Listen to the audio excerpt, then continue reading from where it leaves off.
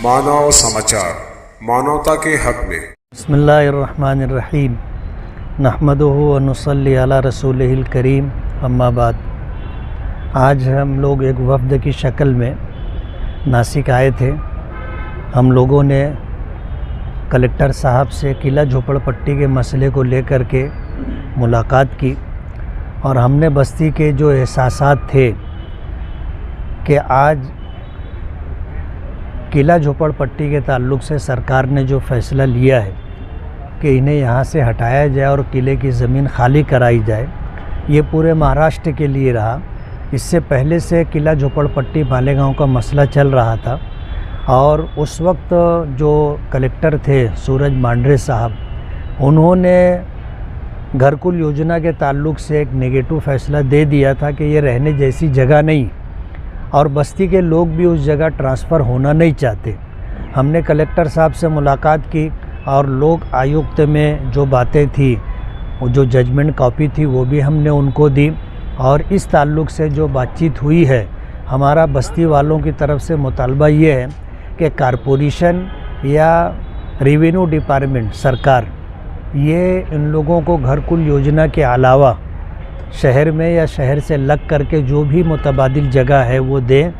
बस्ती के लोग वहाँ पर घरकुल योजना में नहीं जाएंगे और अगर सरकार उन्हें उसके अलावा कोई दूसरी जगह देती है तो बस्ती के लोग वहाँ ट्रांसफ़र हो जाएंगे। ऐसा हमने कलेक्टर साहब से बात की। कलेक्टर साहब से मुलाकात से पहले हमने आईजी पुलिस डिपार्टमेंट में आईजी साहब से मुलाकात की और आईजी साहब का ये कहना था कि एक विज़िट जॉइंट विज़िट होनी चाहिए घरकुल योजना की, लेकिन मालूमात ये मिली, कलेक्टर साहब ने बताया कि 3 हफ़्ता पहले जा कर के उन्होंने वो जगह देखी है। और तो हमने जो बातें कही उससे कलेक्टर साहब ने इत्तेफाक किया कि वहाँ पर जो है मूलभूत सुविधा नहीं, बुनियादी सहूलियात से महरूम वो जगह है जहाँ रोड नहीं है, पानी नहीं है, लाइट नहीं है, बच्चों के लिए स्कूल नहीं है, बीमारों के लिए हॉस्पिटल नहीं है और मरने के बाद लोगों को जो ज़रूरत पड़ती है कब्रिस्तान की, इसी तरह जो है शमशान भूमि की, ये सारी सुविधाएं वहाँ नहीं है। जब जाहिर बात है कि वहाँ पर ये सारी सुविधाएं नहीं है और वो जगह बस्ती से एक 10 किलोमीटर दूर है और उसी के साथ वहाँ डंपिंग ग्राउंड साथ में है, तो सेहत के लिए बहुत हानिकारक जगह है, इसलिए वहाँ पर बस्ती के लोग नहीं जाना चाहते। कारपोरेशन या सरकार रेवेन्यू डिपार्टमेंट की तरफ से कोई दूसरी जगह देवे तो इस ताल्लुक़ से बस्ती के लोगों के एहसासात को हमने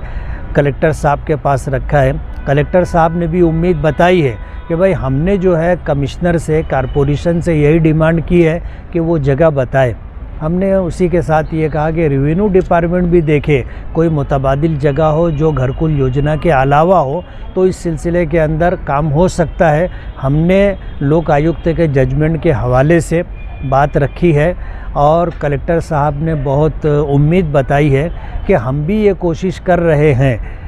कारपोरेशन और कमिश्नर से हम कांटेक्ट में हैं और कमिश्नर की तरफ से जो टिप्पणी थी वो उन्होंने मंगवाई है और उसे देखा है।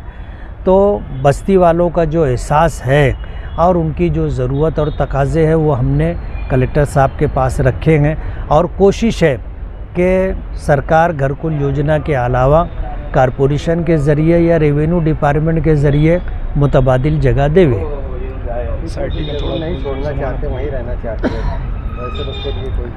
क्या है कि सरकार ने जो फ़ैसला लिया है उसमें बुनियादी बात आज कलेक्टर साहब ने जो कही कि ये बात भी है कि वो लोग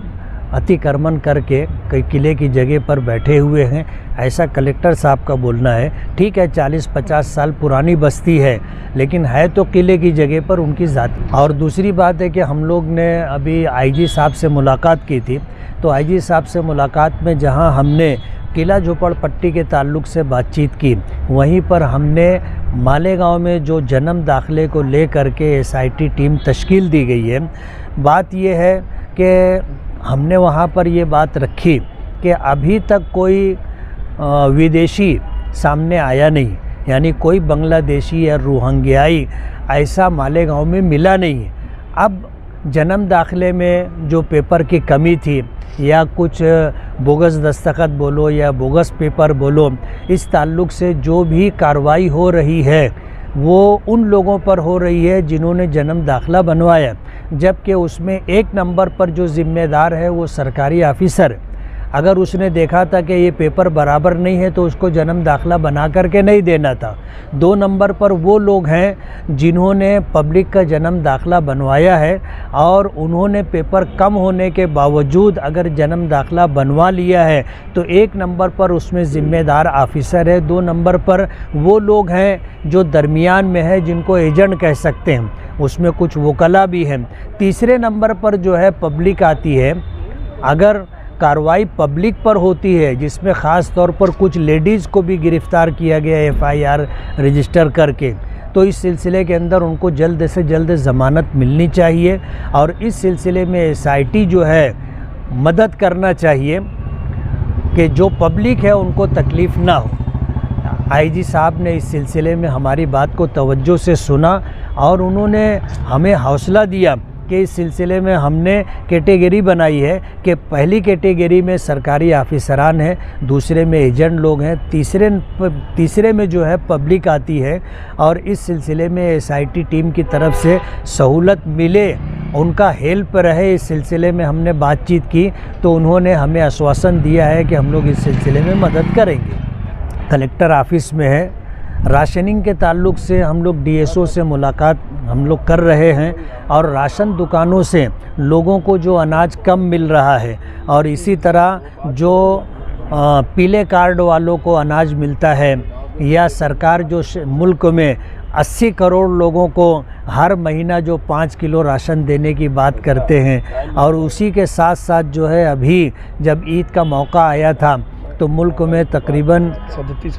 37-38 लाख लोगों को जो सौगात मोदी के नाम से दी जाने वाली थी, मालेगांव में कहीं भी इस तरह की कोई बातचीत नहीं हुई है। DSO से हम लोग मुलाकात करके इस सिलसिले में भी बात करेंगे कि गरीब लोगों को राशन दुकानों से पूरा अनाज मिलना चाहिए और राशन दुकानों में जो